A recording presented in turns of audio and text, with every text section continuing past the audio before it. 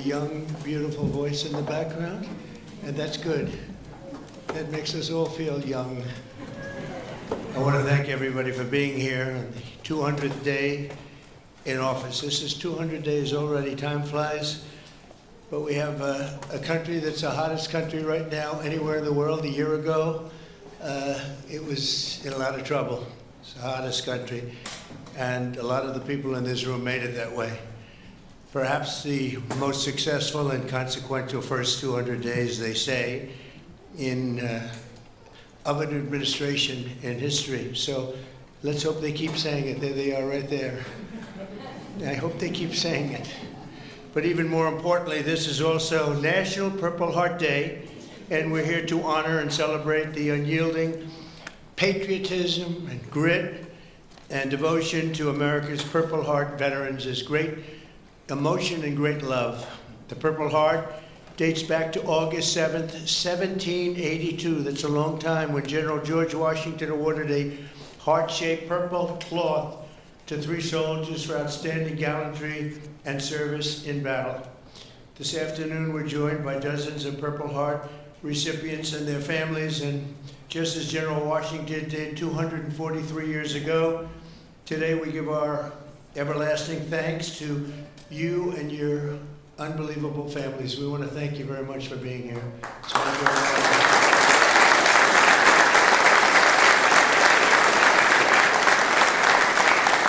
We're also joined by American patriots who love our military and our veterans, including Secretary of Defense Pete Hegseth. You're doing a great job, Pete. Thank you. We're working hard together. Secretary of Veterans Affairs with 92% approval rating, I hear. It's a record. Doug Collins. Thank you very much, Doug. The Director of National Intelligence, Tulsi Gabbard. She's got a lot of interesting things happening in the last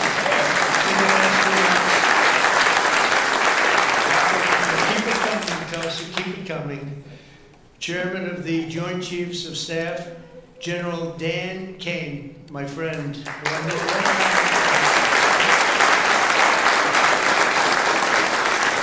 got rid of ISIS in record time. They said it was going to take 4 to 5 years. He did it in 4 weeks. That's when I said, if I get into this again, I'm going to make him the chairman of the Joint Chiefs, and that's what happened. Great job, and he did an incredible job in Iran. I want to thank you very much. Great job, General.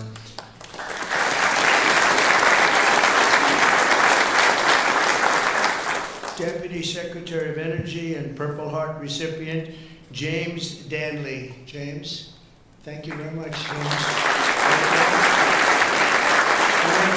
Honor recipient, Captain Paris Davis. Thank you. Where are you? Where might he be? Oh, look at you. You're better looking than I am, I'll tell you that. Thank you.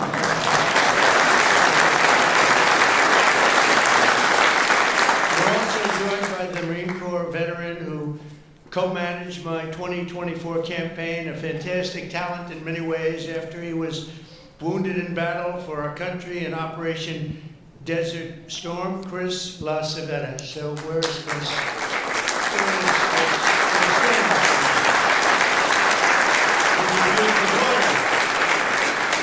Thank you very much for being with your father. It's very nice. Every Purple Heart tells a story of courage, sacrifice, and purpose. It speaks of a price paid for the soldier beside you, the country behind you, and the generations of Americans yet to come. And we have some great generations to follow. It's going to happen. Those who wear this medal ran into bullets, faced ferocious bombs, and shed their blood on the field of battle. We will never forget what they did. We will always use them as an example of bravery and courage and strength. And we will also always think, when we look at them, of our great American flag. We want our great American flag to be strong, and it's stronger than ever. Since day one, my administration has used every power we have to fight for those who have fought for America. In 6 months, we have reduced the backlog of veterans' waitings, and that waiting list was very long, Doug, wasn't it? Huh? for the benefits, and it's 37%. So it's just, is that all you did, Doug? 37? I don't know. Huh? That's incredible, actually. You're getting tremendous marks, and we appreciate it very much. We processed more than 2 million disability benefit claims this fiscal year, on track for the most ever.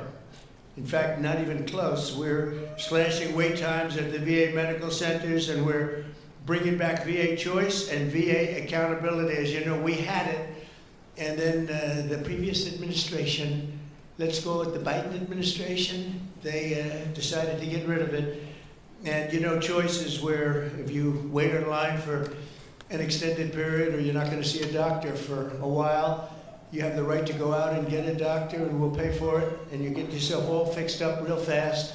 You don't have to wait 6 weeks, 8 weeks, months like they were doing. And VA accountability, I'm very proud of those. We got them passed. Actually, Doug, you were a member of Congress when we did. You helped us a lot.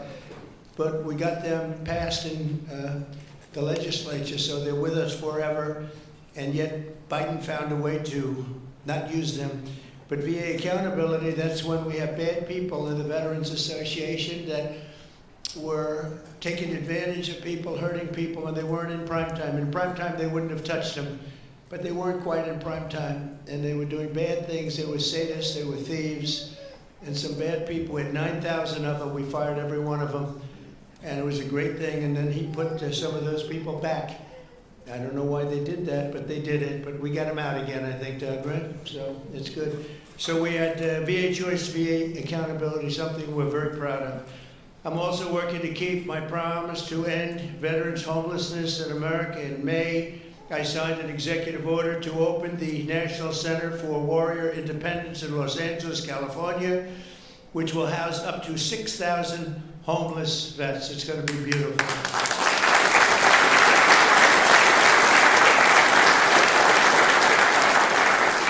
Last week I signed the VA Home Loan Program Reform Act, a big deal, to help ensure no veteran is kicked out of their home for a late payment. If you're a little bit late, don't worry about it. And frankly, if you're a lot late, you don't have to worry about it either. You just get it in when you can.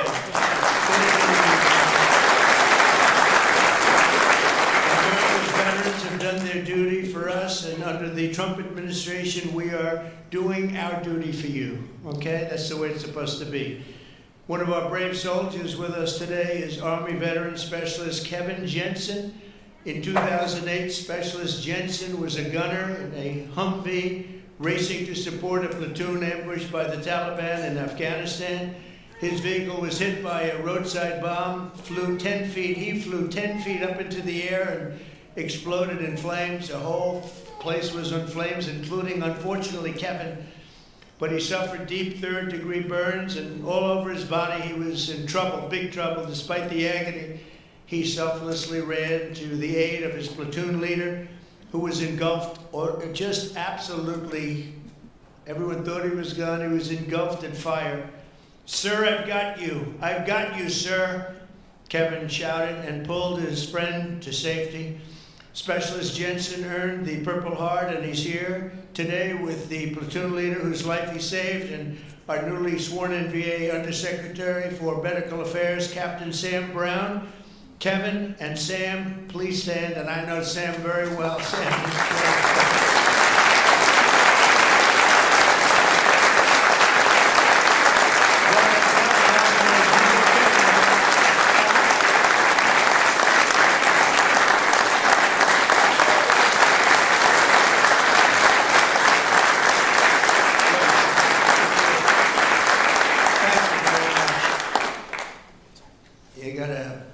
you did a great thing, because I got to know him and his really beautiful wife. You know, you're not allowed to say beautiful anymore. It's political suicide, they say.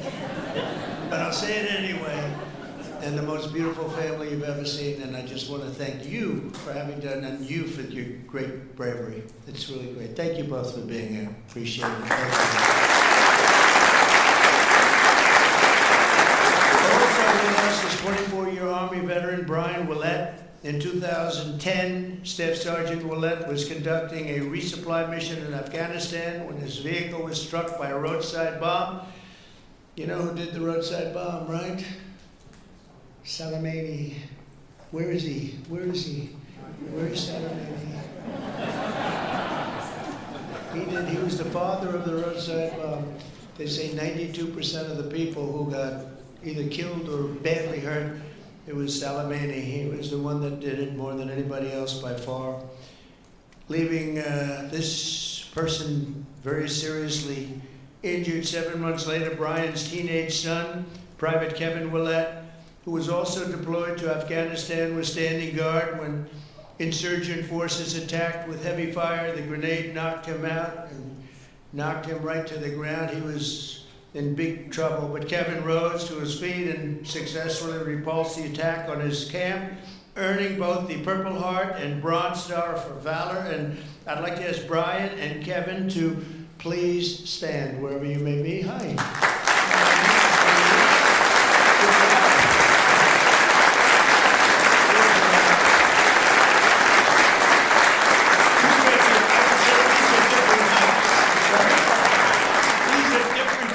Right? But same blood, that's all we care for. He's West Virginia. That's very good. You both look great. Thank you both very much. Appreciate it. We're also joined by Marine Corps veteran Staff Sergeant Thomas Mateo, wounded 6 times during 2 tours in Vietnam. At the end of his first tour, shrapnel sliced open his abdomen and he was left bleeding and they thought he was gone. He was on the jungle floor for a long period of time, but he recovered and chose to go back and fight. Thomas later continued to protect our citizens as police chief of Hialeah Gardens and Inverness. That's 2 good places.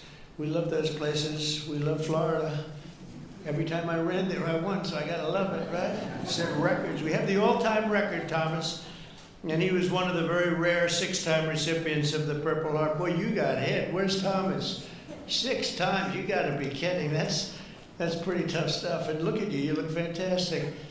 So did it have any negative impact on you, would you say, now that you're recovered, fully recovered, would you say? Did you get any extra aches and pains or anything? 2 prosthetic knees, sir. That's it, that's called an ache and a pain. That's right, I know, I have the whole list. It's amazing, and you look great. Thank you very much.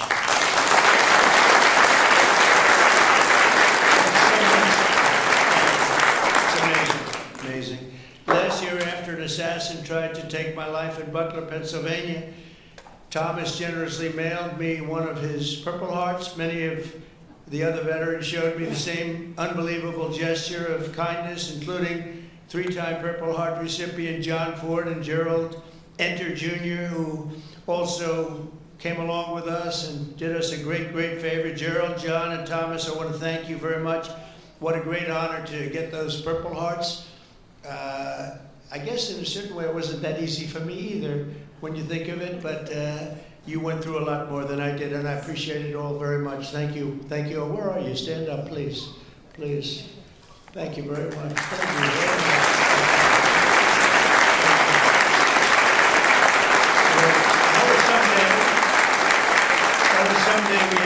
you very much. That was someday we had together. Thank you both very much. Thank you all. From the very beginning, our nation's fate has depended on heroes like those in the room who placed their bodies between the enemy fire and really that fire and the American freedom that we all love so much. Because of their sacrifice today, our flag is still waving proudly and our freedom is still safe and secure and our future is looking brighter and greater than ever. Our country is doing really well. We're very proud of our country. We had that mission. I watched those B-2 bombers with those pilots. We had them in the Oval Office celebrating their incredible bravery and talent, pure talent. Every single bomb hit its mark perfectly. And then we had Tomahawks coming in, 30 of them coming in from submarines that were 300 miles away. They all hit their mark too. Look at this smile on you. You think that's your boy. Look at his smile. But pretty good, right? Pretty good. We had them and we celebrated all together. We actually had 52 tankers. Can you imagine? We had a lot of the people over to the White House, to the gardens, and it was an incredible day. It was a day of celebration. They've been looking to do that for 22 years. One of the pilots came up and said to me, you know, we've been waiting for 22 years. My predecessors because he was a young guy, but he said, we've been practicing this 3 times a year for 22 years. Who knew that, Pete? And I said, you mean you knew exactly what to do? He said, every single year, 3 times a year, we'd practice for that specific event. And you were the one that had the guts to do it, send us on our way. I said, were you happy or unhappy about the fact that I said, he said, we couldn't get into the planes fast enough, right? I said, well, you guys are different, but they're really talented people and special. We've had some incredible success. But I want to give a very special thanks to all of the Purple Heart recipients that are with us today and all over the country and all over the world, frankly. And I'll now sign the proclamation officially declaring this as National Purple Heart Day. Very special day. Thank you very much, everybody. Thank you.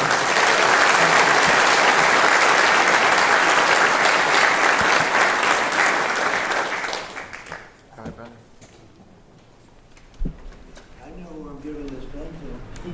That guy right there. 6 times.